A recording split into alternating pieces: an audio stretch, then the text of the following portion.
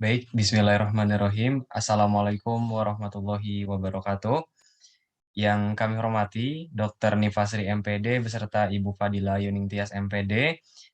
Selamat malam dan alhamdulillah puji dan syukur marilah kita panjatkan kehadirat Allah Subhanahu wa taala karena pada kesempatan kali ini kelompok kami akan menyampaikan materi mengenai tentang Pancasila dalam Ketatanegaraan Indonesia. Semoga teman-teman dapat memperhatikan dan menyimak dengan baik dan nanti teman-teman dapat mengajukan pertanyaannya. Baik, adapun untuk materi yang akan kita bahas yaitu tentang Pancasila dalam Ketatanegaraan Indonesia. Adapun, anggota dari kelompok kami boleh next. Ada Ahmad Mausul dengan NIM 12120808006. Kemudian ada rekan saya Dede Dalpan Nur Latifah dengan NIM 12120808026 dan saya sendiri Gifar Alfarabi Fauzi dengan NIM 12120808039.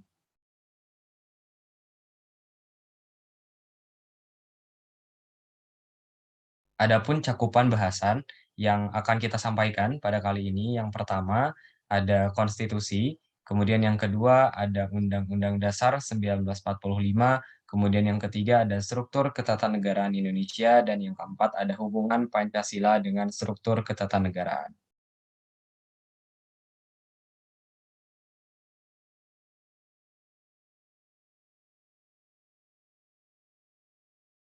Baik, yang pertama untuk materi konstitusi akan disampaikan oleh saya sendiri.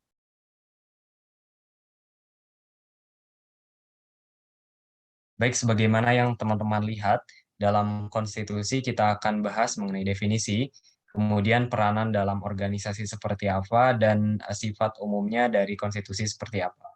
Untuk definisi, konstitusi atau undang-undang adalah sebuah norma sistem politik dan hukum bentukan pada pemerintah negara. Biasanya dikodifikasikan sebagai dokumen tertulis. Kemudian di sini ada pengertian menurut KCWR. Konstitusi adalah keseluruhan sistem ketatanegaraan berupa kumpulan peraturan yang membentuk atau mengatur serta memerintah dalam pemerintahan suatu negara. Kemudian peranannya dalam organisasi itu seperti apa? Konstitusi itu menjelaskan bentuk, struktur, aktivitas, karakter, dan aturan dasar organisasi. Contohnya adalah konstitusi dalam partai politik. Nah, di sini ada sifat umum. Sifat umum dari konstitusi diantaranya adalah kodifikasi, yaitu sebuah dokumen yang berisikan aturan-aturan untuk menjalankan suatu organisasi pemerintah negara. Tidak semuanya berupa dokumen tertulis atau formal, konstitusi termasuk kesepakatan politik, negara, kekuasaan, pengambilan keputusan, kebijakan, dan distribusi maupun alokasi. Boleh di next.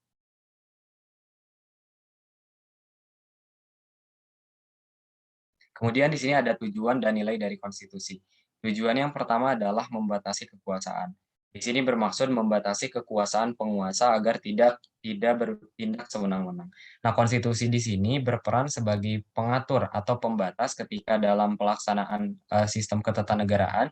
Dengan adanya konstitusi, seluruh peraturan, seluruh apa yang dilakukan di tingkat ketatanegaraan itu dapat diawasi dengan baik. Jadi tidak akan keluar daripada jalurnya, dan ketika keluar dari jalurnya atau keluar dari konstitusi, maka itu dianggap sebagai suatu kesalahan atau pelanggaran. Kemudian, yang kedua ada melindungi hak asasi manusia. Setiap penguasa berhak menghormati hak asasi manusia orang lain dan berhak memperoleh perlindungan hukum dalam hal melaksanakan haknya. Kemudian yang ketiga ada pedoman penyelenggaraan negara. Dengan adanya pedoman, konstitusi dapat berdiri dengan kokoh. Kemudian di sini ada nilai-nilai yang ada di dalam konstitusi. Yang pertama, nilai normatif. Konstitusi yang resmi diterima oleh suatu bangsa tidak hanya berlaku dalam arti hukum, tetapi juga berlaku di dalam masyarakat. Kemudian yang kedua, ada nilai nominal. Nilai nominal adalah suatu konstitusi yang menurut hukum berlaku tetapi tidak sempurna. Ketidaksempurnaan ini disebabkan pasal-pasal tertentu itu tidak berlaku atau tidak seluruh pasal-pasal yang terdapat dalam UUD itu berlaku bagi seluruh wilayah negara. Kemudian nilai semantik adalah suatu konstitusi yang berlaku hanya untuk kepentingan penguasa saja. Dalam memobilisasi kekuasaan, penguasa menggunakan konstitusi sebagai alat untuk melaksanakan kekuasaan politik. Boleh di next. Di sini ada jenis dan sifat konstitusi menurut C.F. Strong. Di sini ada jenis dan ada sifat. Nah, jenisnya terbagi menjadi konstitusi tertulis dan konstitusi tidak tertulis. Nah, konstitusi tertulis ini adalah aturan pokok tertulis tentang dasar negara, bangunan negara, dan tata negara, atau aturan dasar lainnya yang mengatur peri kehidupan suatu bangsa di dalam persekutuan hukum negara. Kemudian ada konstitusi tidak tertulis atau kebiasaan ketatanegaraan yang sering timbul atau muncul. Kemudian sifat-sifatnya ada yang berupa sifatnya fleksibel dan juga rigid. Nah, fleksibel di sini artinya luas apabila konstitusi atau undang-undang dasar memungkinkan untuk berubah sesuai dengan perkembangan. Kemudian rigid di sini artinya kaku apabila konstitusi atau undang-undang dasar sulit untuk diubah. Di sini ada perilaku positif terhadap konstitusi. Yang pertama adalah menghormati konstitusi. Jadi, dalam perilaku sehari-hari kita untuk pengamalan terhadap, berperilaku positif terhadap konstitusi, kita bisa menghormati konstitusi yang ada sebagai dasar dari peraturan ketatanegaraan Indonesia. Kemudian yang kedua ada bangga terhadap konstitusi. Tentunya konstitusi sebagai dasar ketatanegaraan kita harus bangga dan menjunjung tinggi nilai konstitusi agar dilaksanakan dengan baik. Kemudian ada menyikapi bijak perubahan konstitusi. Tentunya konstitusi tadi bersifat fleksibel dan bisa berubah kapanpun dengan kesepakatan yang ada. Nah, dari situlah kita bisa menyikapi dengan sangat bijak akan perubahan ini. Kemudian yang terakhir memiliki keinginan kuat terhadap konstitusi sebagai budaya taat asas dan hukum. Dengan adanya konstitusi, kita jadikan sebagai dasar untuk menjadi warga negara yang taat dan hukum. Baik, boleh dilanjut. Untuk Undang-Undang Dasar 1945, bahasannya akan disampaikan oleh rekan saya, yaitu Ahmad Bangsul. Kepadanya disilahkan. Apakah suaranya jelas?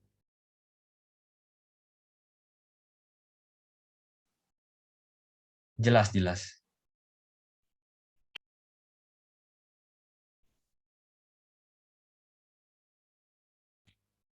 Yang selanjutnya Undang-Undang 1945. Yang pertama pengertian. Undang-Undang 1945 terdiri dari pembukaan dan pasal-pasal. Pembukaan terdiri atas 4 alinea, Pancasila di alinea keempat. Batang tubuh Undang-Undang 1945 terdiri dari 16 bab, 37 pasal, 3 pasal aturan peralihan, dan 2 pasal aturan tambahan. Undang-Undang 1945 dipersiapkan oleh BPU PKI. Undang-Undang 1945 ditetapkan oleh PPKI dan berlaku pada tanggal 18 Agustus 1945. Yang selanjutnya, fungsi UUD 1945. UUD 1945 merupakan hukum dasar tertulis. Kemudian UUD 1945 bersifat mengikat, yaitu mengikat pemerintah, lembaga negara, lembaga pemerintahan, lembaga masyarakat, dan warga negara. Kemudian Undang-Undang 1945 berisi norma dan aturan yang harus ditaati. UUD 1945 menempati kedudukan tertinggi dalam hierarki peraturan perundang-undangan di Indonesia. Kemudian yang terakhir, sebagai alat kontrol, UUD 1945 mengontrol apakah norma hukum bertentangan atau tidak dengan ketentuan UUD 1945. Selanjutnya,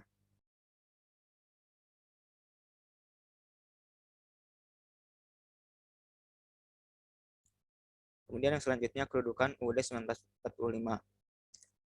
Yang pertama, UUD 1945 merupakan sumber hukum tertinggi dari keseluruhan produk hukum di Indonesia.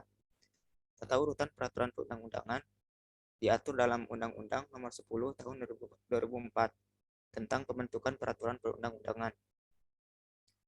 Hierarki peraturan perundang-undangan yang pertama, UUD 1945, kemudian Undang-Undang Peraturan Pemerintah pengganti Undang-Undang, yang ketiga Peraturan Pemerintah, yang keempat Peraturan Presiden, dan yang kelima Peraturan Daerah yang meliputi Peraturan Daerah Provinsi, Peraturan Daerah Kabupaten atau Kota, dan Peraturan Desa atau Kelurahan.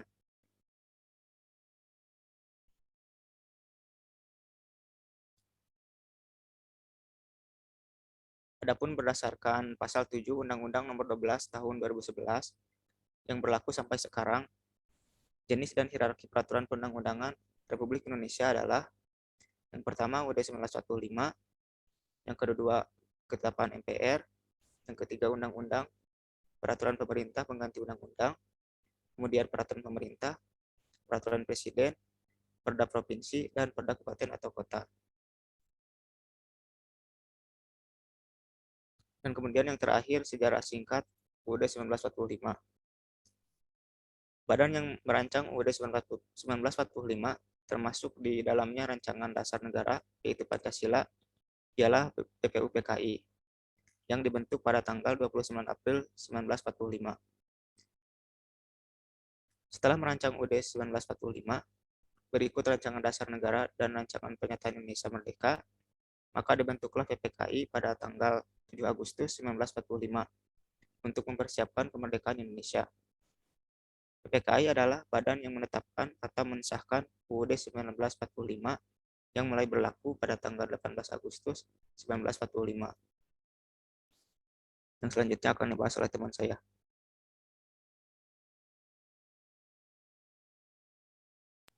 Baik, untuk materi struktur ketatanegaraan Indonesia akan disampaikan oleh Saudari Dede Dalpanur Latifah. Kepadanya disilakan. Baik, terima kasih kepada moderator. Selanjutnya ada struktur ketatanegaraan Indonesia.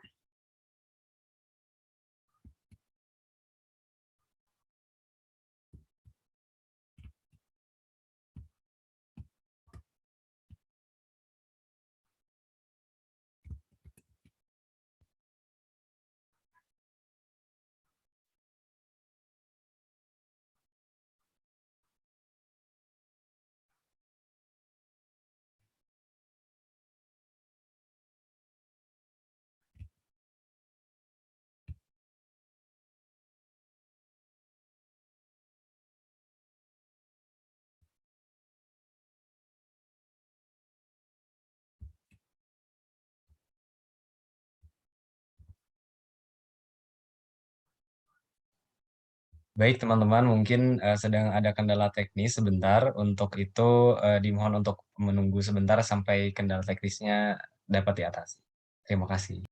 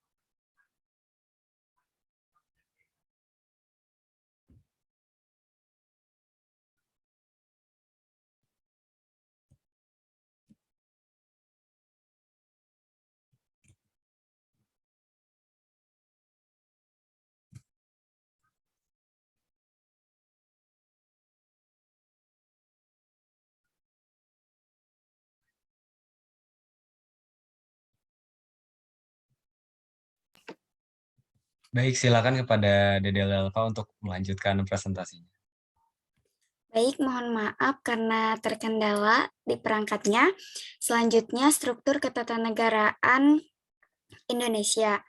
Setelah amandemen UUD 1945, struktur ketatanegaraan Indonesia terdiri dari yang pertama itu ada MPR atau Majelis Permusyawaratan Rakyat, di mana sebelum di amandemen MPR ini merupakan lembaga tertinggi dan memegang teguh kendali kedaulatan rakyat. Namun setelah adanya amandemen UUD 1945, MPR ini berkedudukan sejajar dan saling bekerja sama serta melengkapi dengan lembaga tinggi lainnya. Salah satu tugas dan wewenang MPR ini diantaranya yaitu mengubah dan menetapkan UUD serta melantik presiden dan wakil presiden. Selanjutnya yang kedua itu ada DPR atau Dewan Perwakilan Rakyat, di mana DPR ini merupakan lembaga perwakilan rakyat yang dapat menyalurkan aspirasi rakyat, kehendak rakyat, dan juga penjelmaan dari kedaulatan rakyat dalam kehidupan bernegara. Di mana DPR ini memiliki 3 fungsi. Yang pertama itu ada fungsi legislasi, yaitu kekuasaan DPR dalam membuat undang-undang. Ada fungsi anggaran, yaitu DPR sebagai pemegang kekuasaan mengesahkan rancangan APBN, serta Fungsi pengawasan, yaitu DPR berkewajiban dalam mengawasi jalannya pemerintahan. Selanjutnya ada DPD atau Dewan Perwakilan Daerah. DPD merupakan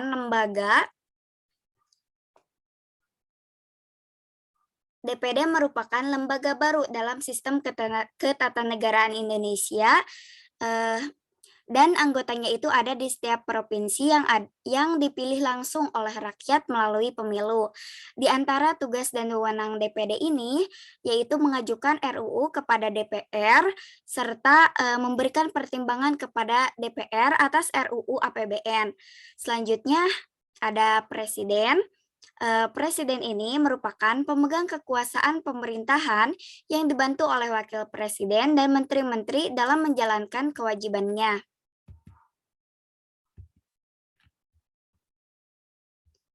Selanjutnya ada Wakil Presiden, di mana Wakil Presiden ini membantu Presiden dalam melaksanakan kewajibannya.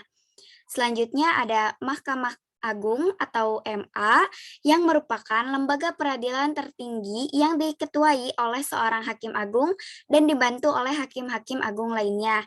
Selanjutnya ada MK atau Mahkamah Konstitusi, di mana salah satu wewenang MK ini adalah menguji undang-undang terhadap UUD, memutus sengketa kewenangan lembaga negara yang kewenangannya diberikan oleh UUD, dan memutus perselisihan tentang hasil pemilu. Selanjutnya ada KY atau Komisi Yudisial, di mana KY ini mengusulkan pengangkatan hakim agung dan menjaga kehormatan dan menegakkan kehormatan serta keluhuran martabat serta perilaku hukum. Lalu ada BPK atau Badan Pemeriksa Keuangan, di mana BPK ini berkuasa secara eksaminatif yang bertugas untuk mengawasi dan mengontrol belanja negara. Selanjutnya ada hubungan Pancasila dengan sistem ketatanegaraan. Implementasi Pancasila dalam ketatanegaraan Indonesia, yaitu pelaksanaan, penerapan, atau keadaan gerak, tentunya pelaksanaan atau keadaan gerak dari nilai Pancasila dalam sistem ketatanegaraan Indonesia dengan cara mengamalkan nilai-nilai Pancasila dalam pelaksanaan sistem ketatanegaraan. Selanjutnya itu ada peranan Pancasila dalam ketatanegaraan Indonesia. Yang pertama itu ada Pancasila sebagai pemersatu bangsa, Pancasila sebagai dasar filsafat atau pandangan hidup dalam berbangsa dan bernegara, Pancasila sebagai ideologi negara, Pancasila sebagai pondasi dalam memperkuat sikap religi dan sosial, Pancasila menjadi pegangan hidup warga negara yang baik, Pancasila sebagai dasar sumber dari segala hukum yang ada, dan Pancasila juga menjadi identitas bangsa Indonesia. Jadi hubungan Pancasila dengan ketatanegaraan Indonesia yaitu mempunyai hubungan fungsi yang seimbang antara kekuasaan negara, menyelesaikan konflik dengan musyawarah, dan seimbangnya antara hak dan kewajiban. Sekian, saya kembalikan lagi kepada moderator. Baik, terima kasih kepada Saudari Dede Dalpa atas pemaparan materinya. Boleh di next.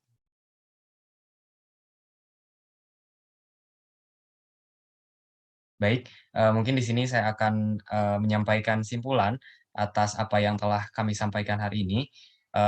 Mungkin salah satunya adalah mengenai konstitusi, UUD, serta hubungan Pancasila. Konstitusi merupakan salah satu syarat terbentuknya suatu negara. Tanpa adanya konstitusi, negara tersebut tidak mungkin terbentuk.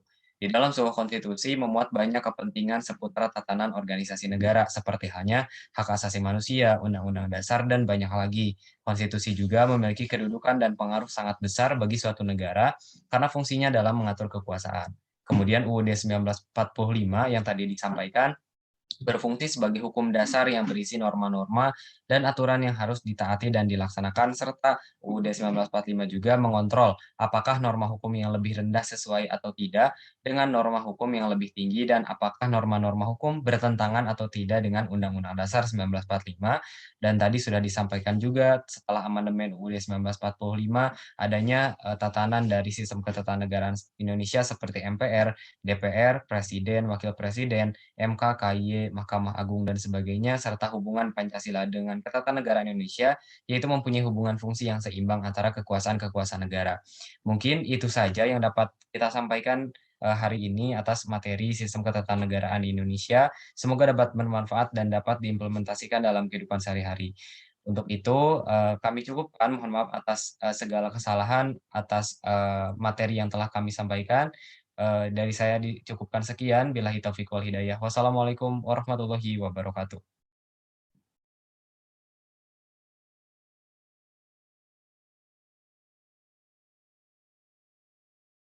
Udah ya berarti.